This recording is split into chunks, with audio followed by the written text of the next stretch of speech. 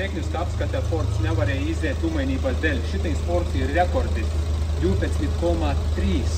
12,3 dūmainībā skatās, 12,32. 2 miljoni daļiņas. Tātad dīzeļmotora atgāzu apsavienības koeficienti, kā vērtībā pārsniedz pieļaujumu vērtību, un cietu daļiņu arī viņš neizgāja cauri 12 rekordu.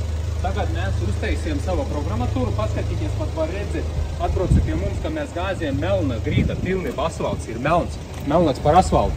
Tagad piedīsim gāzes pedāli. Cik dūmi? Nē grāma. Un paskatīties, cik šeit tagad dūmu rāda. 0,72.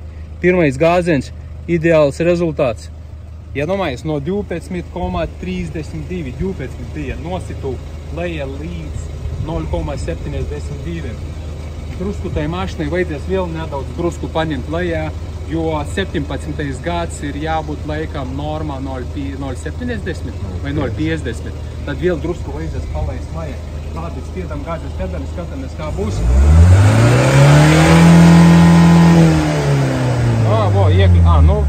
Bija iekļaujies tam 0,020, bet bišķiņ ilgāk paturēju 0,68, tā kā drusku vēl vajadzēs pie palaist lejā.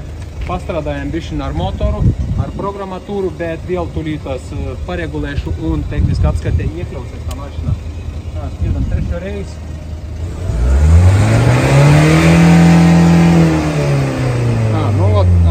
Viņš iekļaujas 0,20, kad atlaidam gāzes pedāli, viņš uzmet līdz 0,62,3, bišķi pa daudz, bet tulītas laidīsim lejā.